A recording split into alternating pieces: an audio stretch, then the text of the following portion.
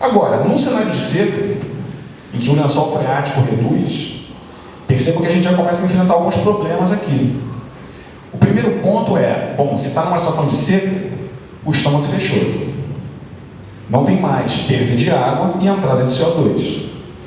Isso aqui ocorrendo, repare que já começa o primeiro ponto problemático, a chamada cavitação, embolia. Se a planta perde água mais rápido do que ela é capaz de repor, dá uma bolha no cano. Ela é incapaz de transportar mais água. E é em função dessa falha hidráulica que, inclusive, para que ela não colapse, não mate a planta, ela fecha o estômago. Ainda que muita gente diga, não, mas olha, na situação de seca, ela reduziu a transpiração e assim ela está economizando água. Tudo bem. Mas se você economiza água, impedindo essa troca, você também não ganha carbono. Se as plantas não morrem por falha hidráulica, elas morrem por privação de carbono. Não estou transpirando. A seca é duradoura. Está durando 4 meses. Você está não transpirando por 4 meses, tudo bem, você não perde água. Você também não ganha carbono. Você não estoca carbono. Não vai nada. Aliás, faz. Você começa a utilizar suas reservas internas. Percebam que as bolinhas que estavam preenchidas aqui, de reserva de carboidrato, já começam a ser utilizadas. Eu estou utilizando aquele carbono.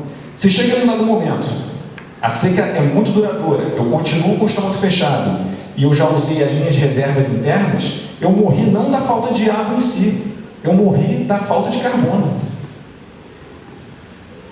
E essa falta de carbono que pode, inclusive, se ela for também muito pronunciada, começar a quebrar as interações com fungos nas raízes que fazem fixação de nitrogênio, etc. Aí já é um efeito dominó. O outro desdobramento, percebam que aparece um gafanhoto aqui do nada no desenho. Se você está utilizando as suas reservas internas de carboidrato durante muito tempo, para manutenção básica dos seus tecidos, você também não consegue sequer construir defesa contra herbívoro.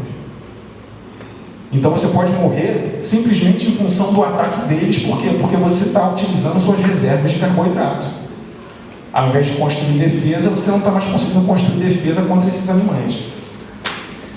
Então, quando ocorre um evento de seca, a mortalidade pode se dar por várias vias completamente diferentes. É falha hidráulica, privação de carbono, ataque de herbívoro. Nesse cenário, como é que se dá a estocagem de carbono? É um processo diretamente vinculado à capacidade das espécies passarem por esses filtros ambientais. Se você não consegue lidar com a seca, você não consegue estocar carbono. E aí tem um detalhe que a gente também está avaliando cada vez mais. É essa interação com a chamada filosfera na Mata Atlântica. Na Amazônia também a gente tem feito muito isso. São organismos muito negligenciados. Quando você olha a superfície de uma folha, tem musgo, tem fungo, tem uma série de organismos ali em cima. E por que eles fazem toda a diferença? Porque mesmo essa passagem por esses filtros ambientais que eu havia mostrado, depende diretamente não apenas das características da planta em si, mas do somatório das características da planta com as características dessa filosfera, afetando outras estratégias da planta. Nós só somos o que somos porque nós temos a nossa flora intestinal. Sem ela, a gente não vive. Pensem essa lógica para todo e qualquer organismo, para a planta, para qualquer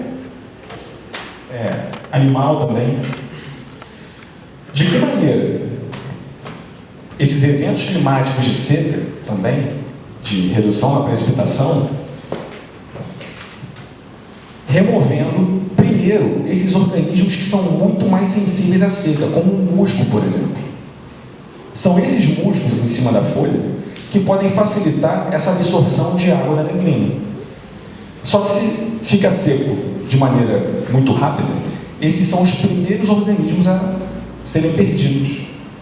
De que maneira isso impacta também a sobrevivência dos macro-organismos, as plantas em si? Então, essa sensibilidade, na verdade, de cada espécie vegetal que a gente quer recolocar, reflorestar, ela é um somatório das características, das sensibilidades da própria espécie, mais também vinculadas a desses outros organismos que ocorrem nela. De novo, o que seremos de nós sem nossa flora intestinal? Nada. Fica tomando antibiótico ad infinitum.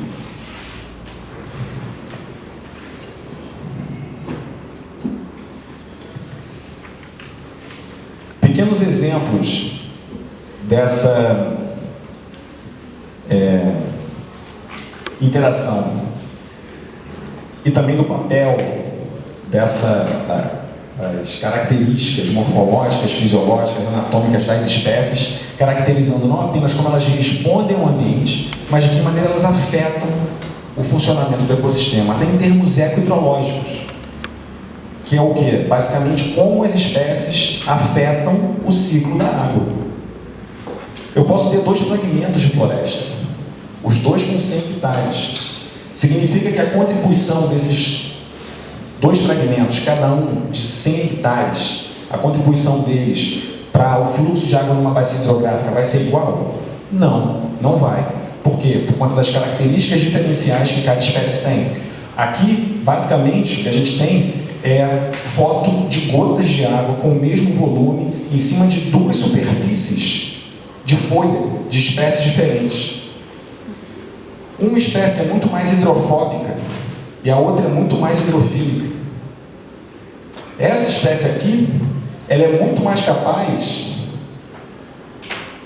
de, após um evento de chuva ou de neblina, dela drenar essa água para a bacia hidrográfica, aumentando esse input de água no solo. Em contrapartida, uma planta que é muito mais...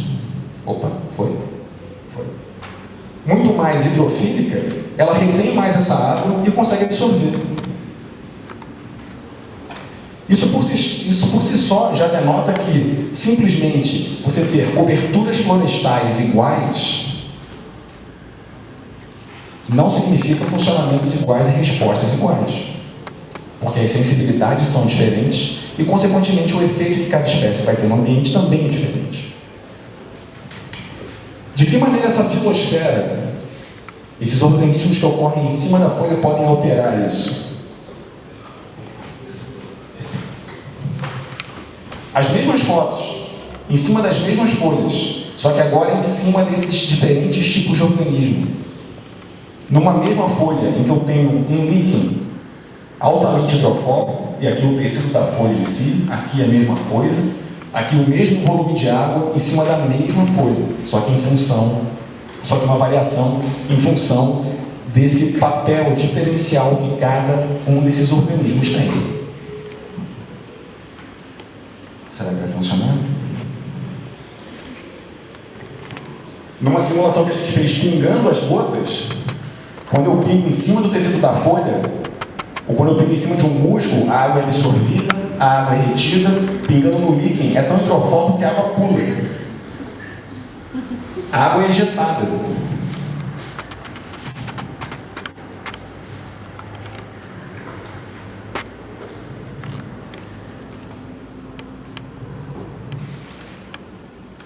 Aqui um outro caso de um líquen, de tão hidrofóbico que é, na hora que eu coloquei o corante, o mármore já está até corado, mas ele não cora de jeito nenhum. O mármore cora, mas ele não.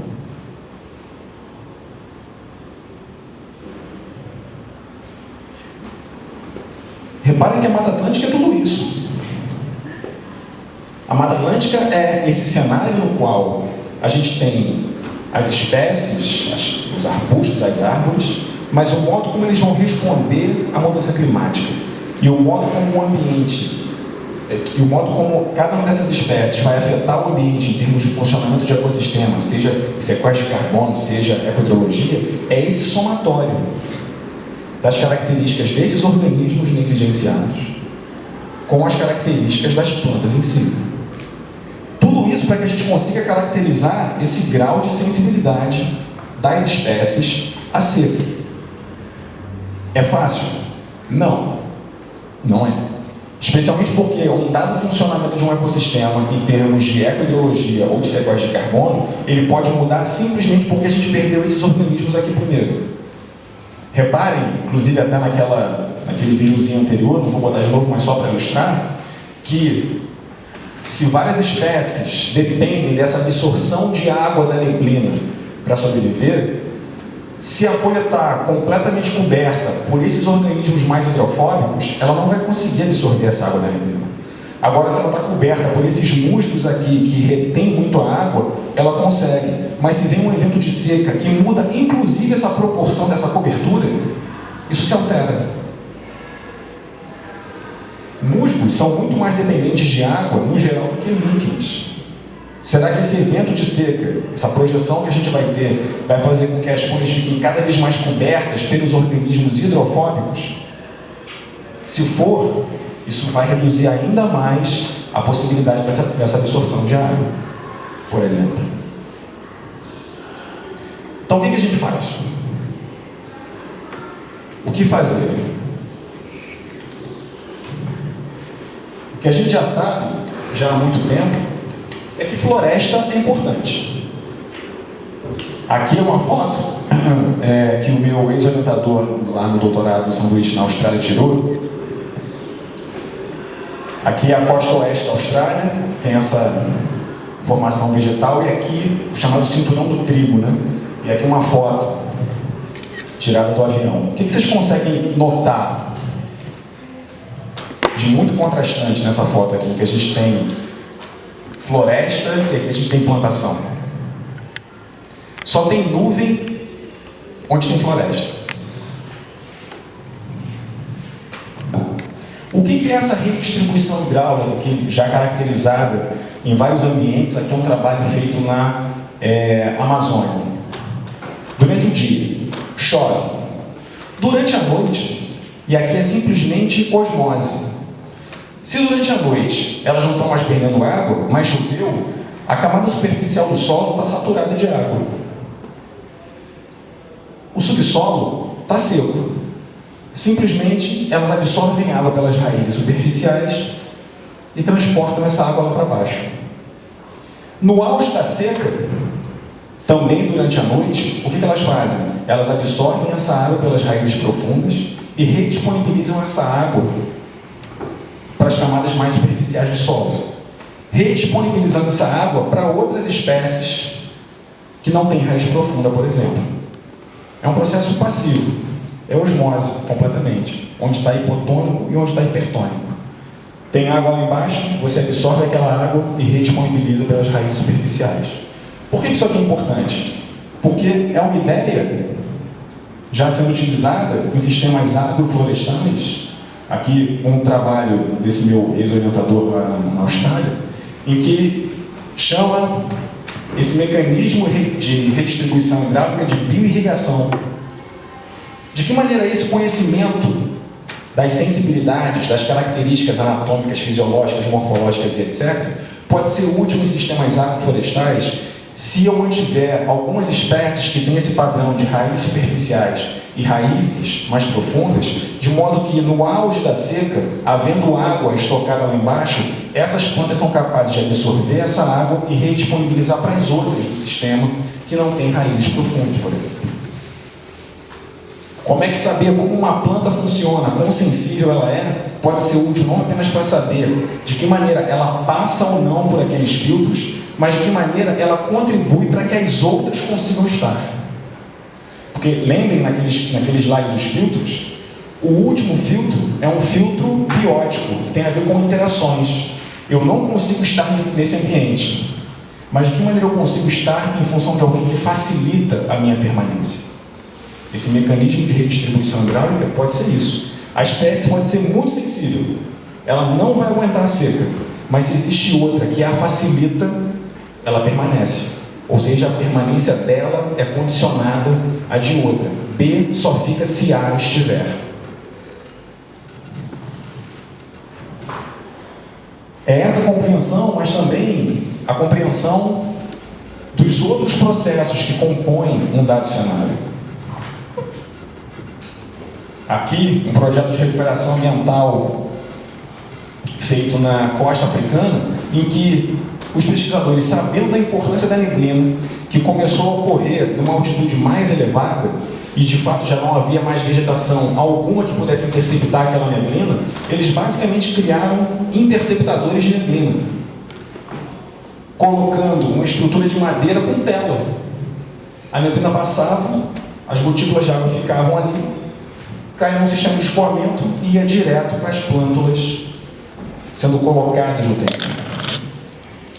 Se é uma fonte de água importantíssima, chamada de precipitação oculta, e não há mais vegetação capaz de interceptá-la, como é que a gente intercepta? É esse conhecimento da sensibilidade de cada espécie junto aos fatores ambientais necessários àquela sobrevivência. Então, basicamente, é uma integração de escalas, em que a gente precisa avaliar desde aspectos anatômicos, fisiológicos da espécie, e de que maneira isso vai ter implicações para o nível da paisagem, por exemplo. Então, quando a gente pensa, e aí é um ponto importante, na nossa urgência de reflorestar, e é urgente mesmo, é fundamental que a gente também se atenha ao fato de que quais áreas foram floresta.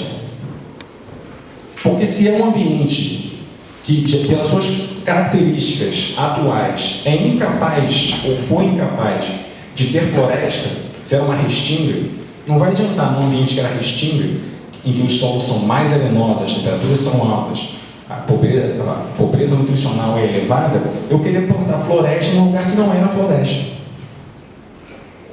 Num lugar que tradicionalmente era uma vegetação campestre, eu queria plantar a floresta, ou qualquer outro ambiente.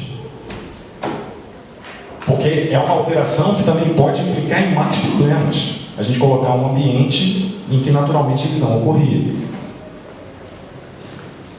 E aí tem alguns trabalhos apontando nessa direção de cautelas que a gente tem que ter quando a gente vai restaurar ambientes. Por exemplo, isso aqui é muito bom do Fernando Silveira e colaboradores, em que eles mencionam até o uso do termo savanização. Como se savanização, um ambiente savânico, tem uma conotação negativa. A savana, o cerrado, é tão importante quanto uma floresta. Savana não é sinônimo de degradado. Percebam que o termo é a savanização da Amazônia. Parece que o ambiente está ficando cada vez mais degradado, quando não é verdade. Quando, na verdade, dependendo do contexto, inclusive, mesmo ambientes de campos podem ser mais importantes para sequestrar carbono do que a floresta. Porque eles podem ser muito mais resistentes à seca, mantendo o seu funcionamento, adquirindo carbono constantemente, do que árvores que podem ser mais vulneráveis à seca. Então, considerar esse grau de heterogeneidade, as sensibilidades dos ambientes e as sensibilidades de cada espécie é fundamental para aquilo que a gente precisa fazer no futuro, que é basicamente o seguinte, encerrando.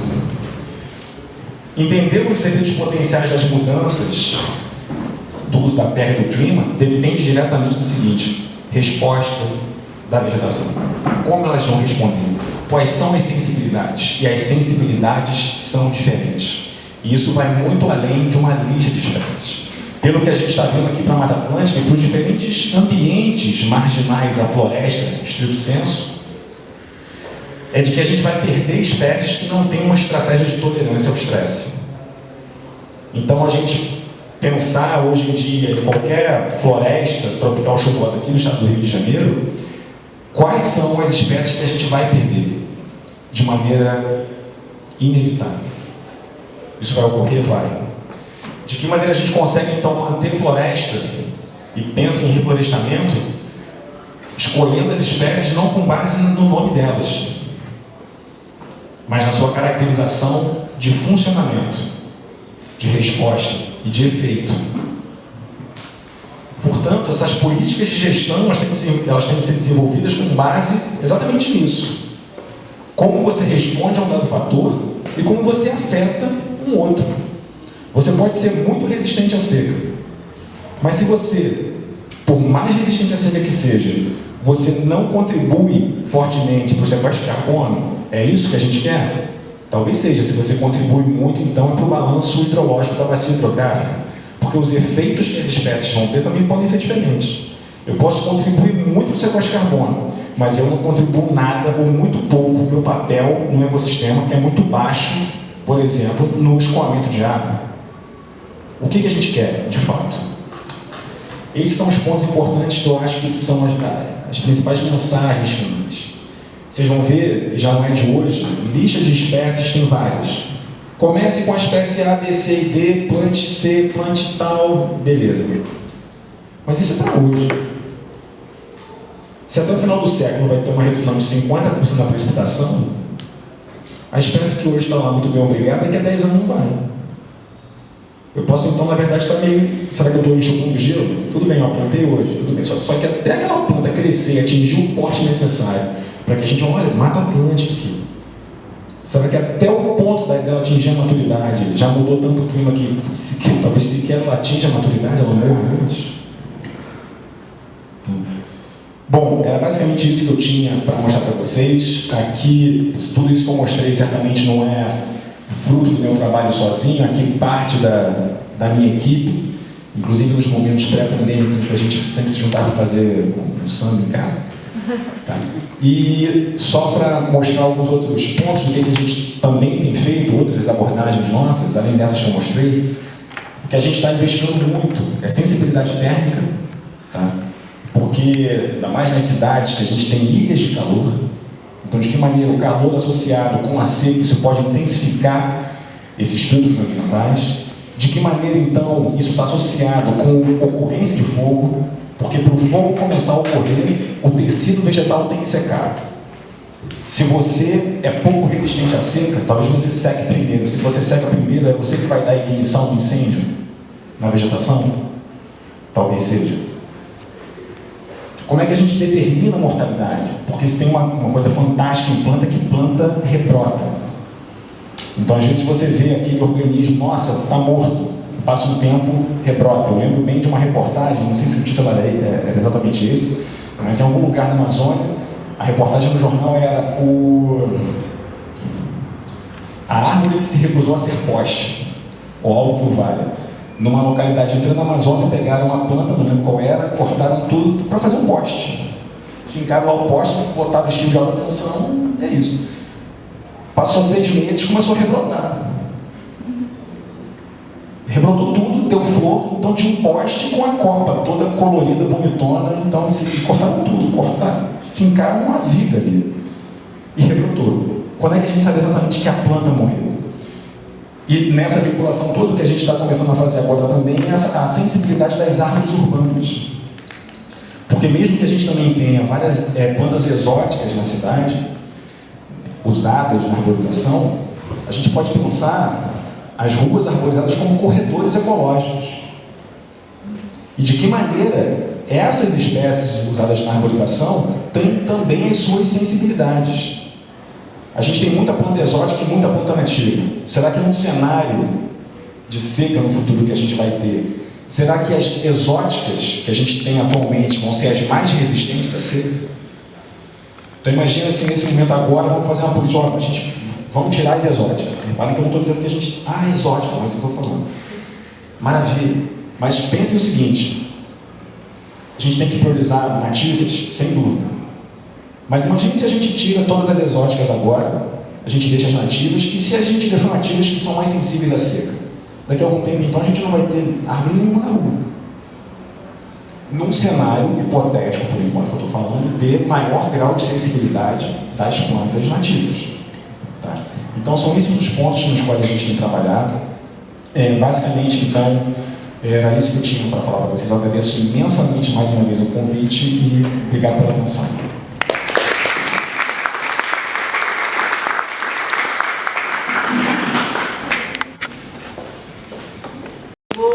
Antes de fazer perguntas, comentários, eu vou abrir para vocês.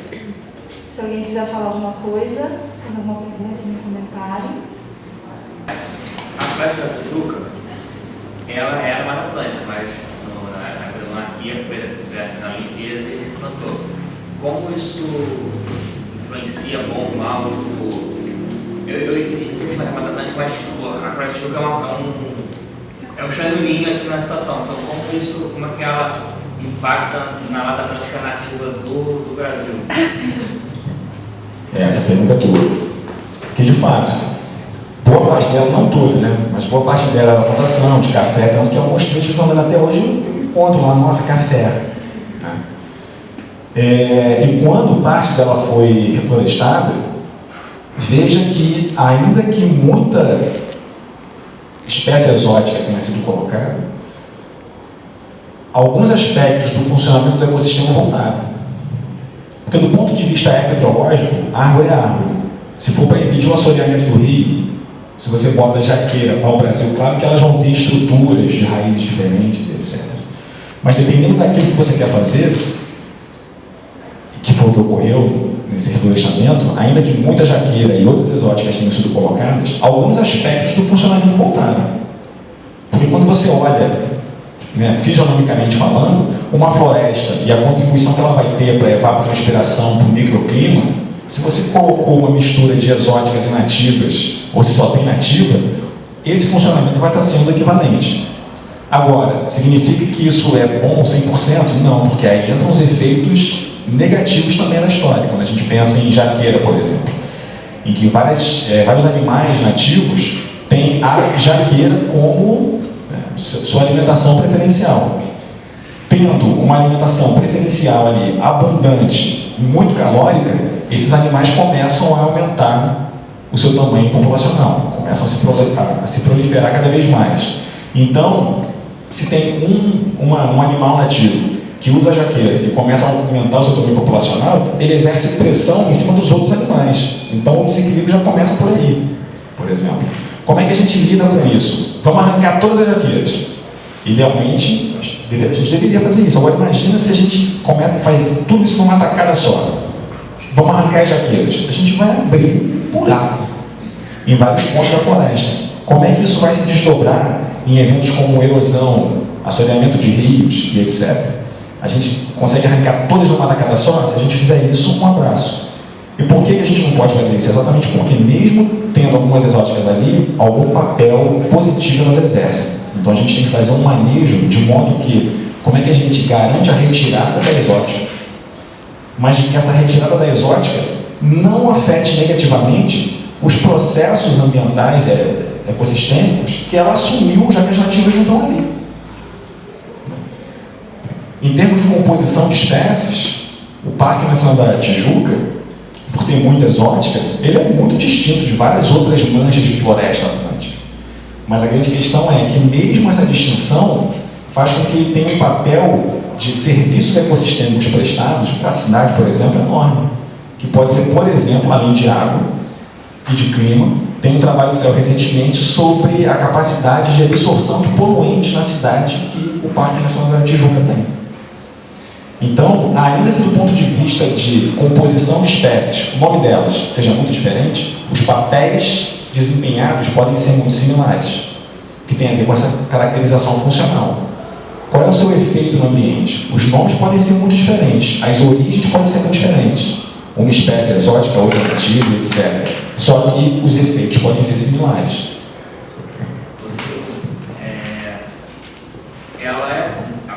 Não é a Mata Atlântica. Então, esse estudo é em cima da Mata Atlântica. Pode ser que, nesses 10, 50 anos, a Mata Atlântica tenha siga essa probabilidade de estudo e a Mata Atlântica se mantenha fora desse enquadro que ela é um estranho limite, para ela estar fora do conceito da Mata Atlântica, ou não, ela vai pelo meio caminho? Na verdade, ela é a Mata Atlântica, né? Ela é, porque do ponto de vista fisionômico, ela é uma floresta dentro desse complexo vegetacional atlântico com as mesmas características de outras manchas. O que muda, nesse caso específico, são, vamos dizer, as peças, os jogadores que estão ali dentro. Eu não tenho as mesmas espécies que eu tinha originalmente. Mas de forma global é a mesma coisa. É tudo Mata Atlântica. A Mata Atlântica inteira vai responder da mesma forma. Repara que esse cenário todo que eu falei aqui hoje é muito Mata Atlântica e região sudeste. Se a gente chega na Mata Atlântica, na costa do Nordeste, é outro negócio. Até por conta das outras pressões ambientais que tem ali, que pode ser criação de caprino. A criação de caprino em regiões do Nordeste, isso impõe uma outra pressão na Mata Atlântica, completamente distinta. Então, por ela ter esse alto grau de heterogeneidade, até o que a gente está pensando em termos de reflorestamento para cá, não é o mesmo do que vai ocorrer no Nordeste. Esses ambientes marginais à Mata Atlântica que a gente tem aqui, Itatiaia, campos de altitude não tem na Bahia, por exemplo. A gente tem até outras formações. Então, esse é um dos maiores desafios também. A gente tentar buscar receitas únicas para um ponto em que variação é a regra. A variação é a regra. Então, de que maneira eu pego, e protocolos de reflorestamento, tem vários. Mas não necessariamente um protocolo daqui vai funcionar ali, em função desse alto grau de heterogeneidade, por exemplo. Então, esse que é o principal aspecto. Repara que eu mostrei esse grau de exposição climático, né, que as plantas vão estar sujeitas, mas aqui para a região sudeste. As previsões para outros pontos da Mata Atlântica são outras. Em alguns lugares vai chover muito mais. Mas muito mais. Então vai ter inundação, não vai ter seca, por exemplo. Então como é que um plano de restauração pode funcionar muito para uma área, mas não para outra? Porque a sensibilidade vai ser outra, porque o grau de exposição vai ser outro e assim por diante. Mais alguém?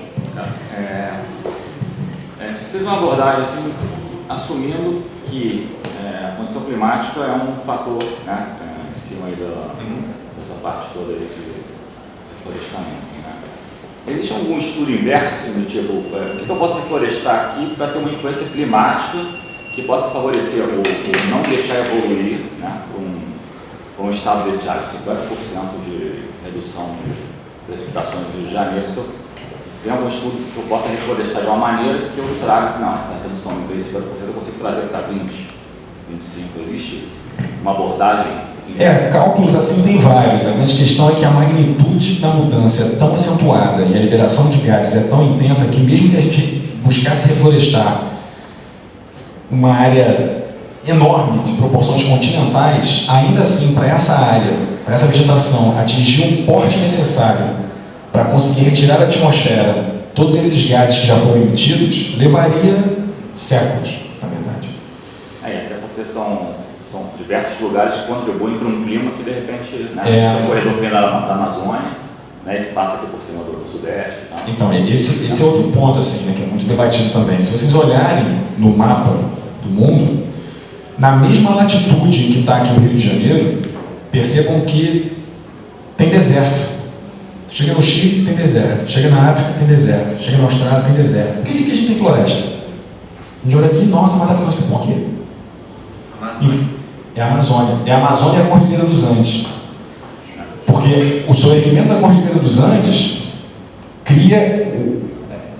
estreita, na verdade, o percurso que todo o vapor d'água que emana da Amazônia, ele é canalizado para cá. Então, cerca de 70%, mais ou menos, do que chove aqui na região sudeste vem da Amazônia. Então, esse é outro agravante também.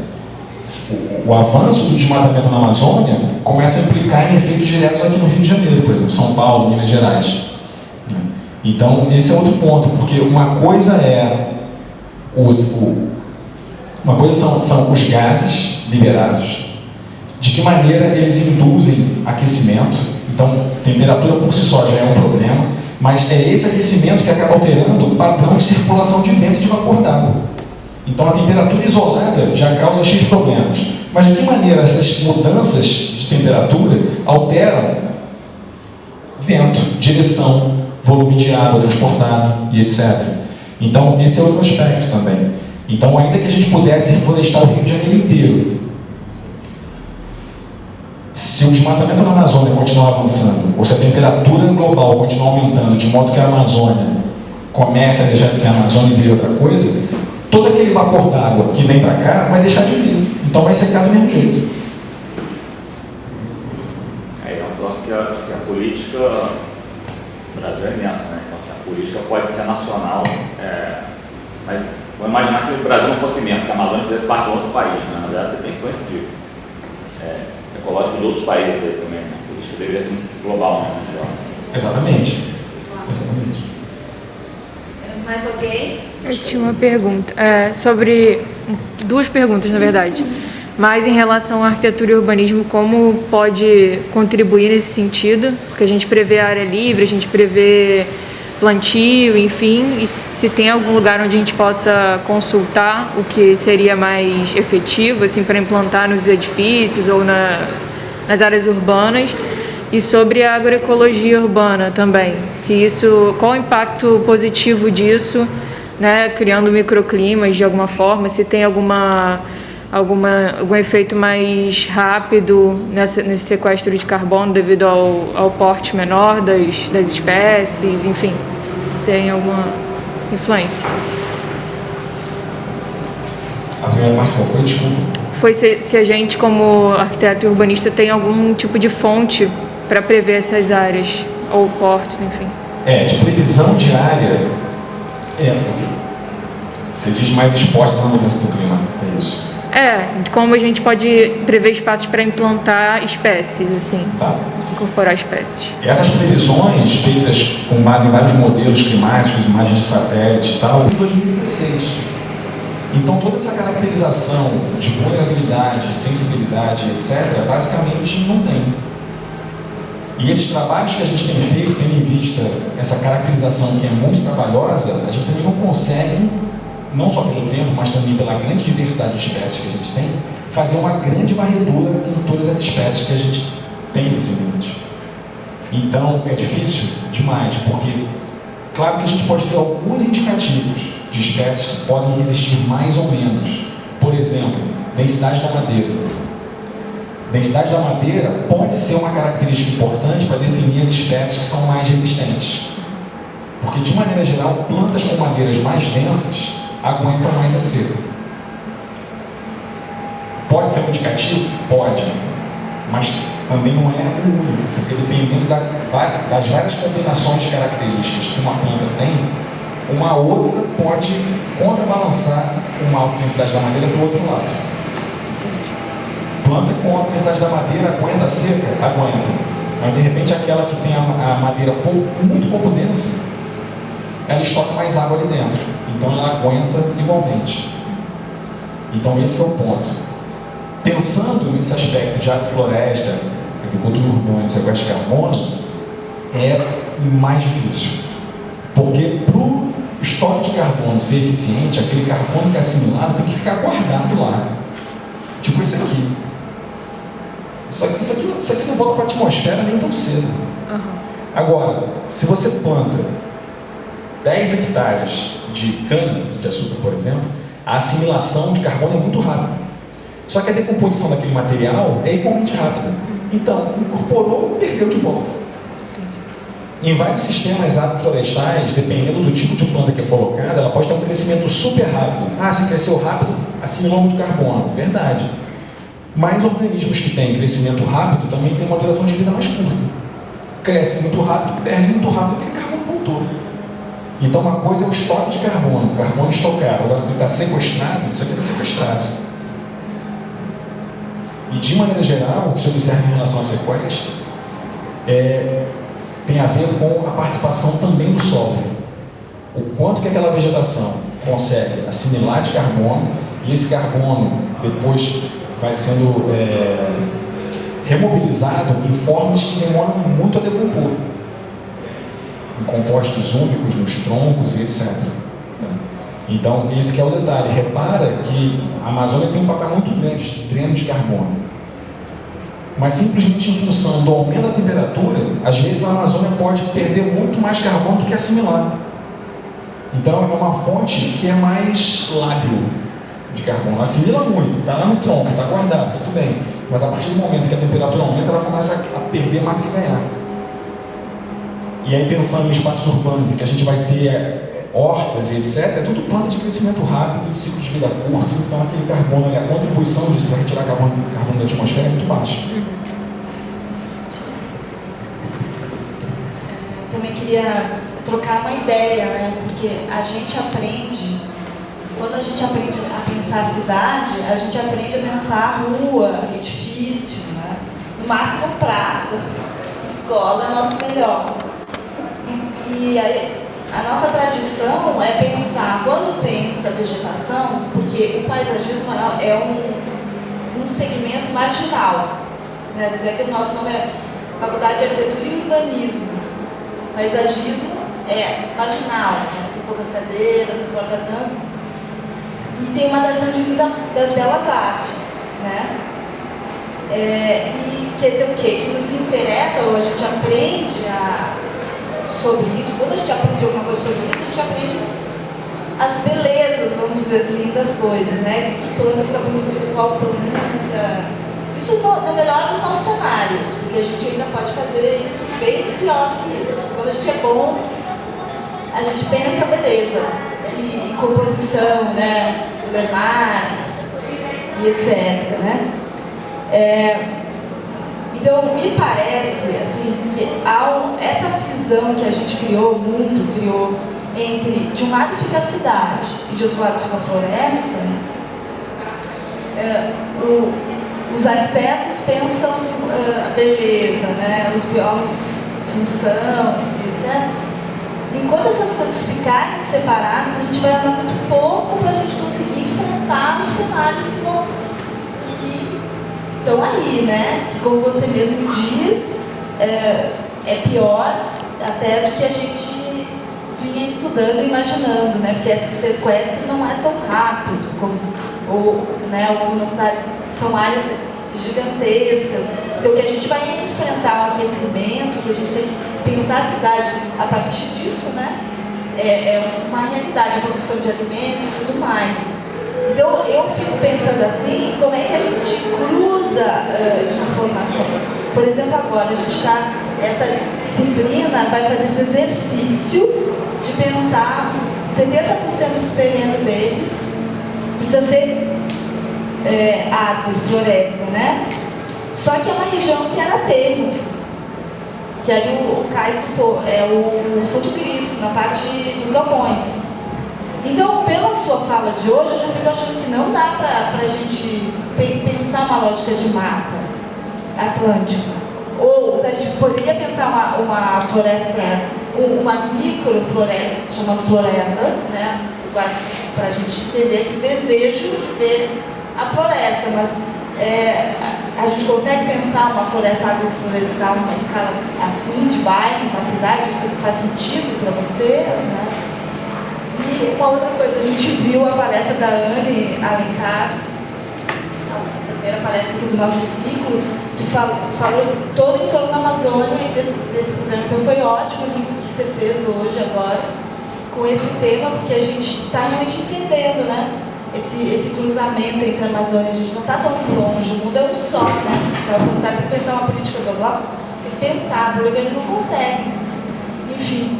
Então, eu queria que você comentasse essas coisas, como é que acho que a pergunta da Alice ia um pouco nessa direção.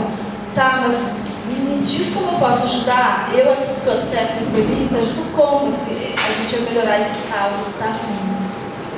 Claro, quando o grau de, por exemplo, um aterro do Flamengo, por exemplo, aquilo ali na verdade é mar. A partir do momento, então, que você já tem uma reformulação completa da paisagem, não tem mais como ter um ambiente marinho. Não é à toa que, da mesma forma, quando a gente chega ali no Jardim Botânico, tem um setor, aqui é a ala amazônica, aqui tem jardim japonês, tem recriações de ecossistemas, sem dúvida. Quando eu falo que é importante a gente reflorestar ambientes que foram floresta, isso resguardadas todas as outras características do ambiente. A partir do momento, mas olha, a gente desmatou tudo aqui. Tá, vamos reflorestar, mas isso aqui é o quê? Era restinga? Era cerrado? Vamos recolocar o cerrado aqui. A partir do momento que a gente tem uma nova construção completamente distinta, pode ser o aterro do Flamengo, a gente pode tentar colocar o ecossistema que for, na verdade. A gente tem uma cidade, a cidade não vai voltar a ser, seja lá que ambiente era antes. Boa parte da Lagoa Rodrigues de Freitas ali em torno era tudo manguezal. Não vai ser mais manguezal aquele negócio. Eu posso tentar colocar um mangue ali, na beiradinha da mureta que tem ali e tal, nossa, já resolve alguma coisa. Agora, nas ruas que compõem ali a Borges de Medeiros e tal, vou colocar mangue, não tem como colocar. Então, de que maneira mas eu consigo colocar uma savana aqui? Não, savana não dá, porque na verdade aí esse é o ponto. Esse ambiente que eu estou me propondo a reconstruir, a construir, ele se insere em qual vegetação? Esse que é o ponto crucial para vocês. Naquele mapa ali. Se eu tenho uma grande heterogeneidade de formações vegetais e eu estou me propondo a construir um novo ecossistema, em qual dessas manchas? Reparem que tem algumas manchas da Mata Atlântica que são mais secas. Essa vermelha aqui. Isso é a floresta decida. A floresta decida é aquela que perde as folhas numa determinada época do ano. Fica pelado, não tem nada. Por quê? De maneira geral, são ambientes muito secos. E aí as plantas perdem as folhas, que tem a ver com a economia de água. Se você é um arquiteto que está ali naquela mancha de Mata Atlântica, na Bahia, Minas Gerais, se você tenta colocar uma floresta que está lá verde o ano inteiro, eu já diria que não vai dar certo. Elas não vão conseguir, nesse grau de secura que tem aqui, manter essas folhas verdes o ano inteiro, porque é uma floresta, ainda que seja Mata Atlântica, é uma parte de Mata Atlântica que é floresta decídua, todo mundo perde folha. Então esse que é o ponto crucial, talvez. Como a gente tem aqui Mata Atlântica senso estrito, de fato, né, além dos outros ambientes marginais, ainda que seja um ambiente do Santo Cristo, em que originalmente ali não tinha floresta, é um problema? Não. Porque na verdade a grande questão é qual é a composição do território que eu tenho hoje em dia, de modo que é possível fazer um ambiente que seja similar a esse entorno no qual a gente vive. Não sei se esclareceu. Foi. Obrigada. Pensando nessa similaridade do ambiente que a gente vive, então seria melhor priorizar espécies nativas na hora de reflorestar essas áreas que são aterradas? Seria bom pensar nas espécies nativas. Em lista de espécies nativas, tem várias, né, disponíveis, mas vejam até o seguinte. Se vocês andarem ali pela orla de Ipanema, Copacabana, por exemplo, vocês vão ver que tem alguns trechos da areia, né? Que é cercado. Porque ali, na verdade, todo o litoral aqui do Rio era tudo restinga. Restinga, o que era? Deixa eu ver se tem uma foto aqui, eu acho que tinha no início. Tem esses cordões de areia com ilhas de vegetação. É ilha mesmo. Tem uma moita aqui, outra moita ali, outra moita por lá. Copacabana, Ipanema, Buda, era tudo desse jeito assim. Tem como reconstruir uma restinga como era na faixa de areia ali em Copacabana e Ipanema? Não tem, porque tem calçadão, tem ciclovia, tem um ponto de ônibus, tem terra portuguesa, etc. Então, maravilha. Qual é a mínima similaridade com esse ambiente original que é possível de ser feito para, por exemplo, segurar as dunas quando estiver ventando pra caramba? Dá para segurar as pontas, a gente fazer uma mínima reconstrução desse ambiente como era e tocar um barco. Tem como a gente plantar árvores ali na areia? Não tem. Não tem, porque também tem o seguinte, qual espécie da mata, para valer, seria capaz de sobreviver nesse areal aqui? Tem a questão do filtro. Qual é a sensibilidade das espécies da mata? Então, vamos tentar adequar o ambiente como ele é dentro do cenário atual, a conformação possível. Tem como fazer uma restinga aqui de novo? Não tem. Tem um calçadão, etc. Quais são as espécies que conseguem passar no filtro areia, maresia, salinidade, embate de onda, ressaca e tal? São essas espécies. A gente planta ali. Já estamos no horário. Acho que você também vai fazer uma pergunta. Vamos encerrar com essa pergunta. Era mais ou menos essa vegetação. Como aquele não tinha vegetação ali antes, eu pensei que talvez fosse um caminho para achar que seria viva, seria pegar essa condição climática, as características da planta, por exemplo, uma área de produção constante.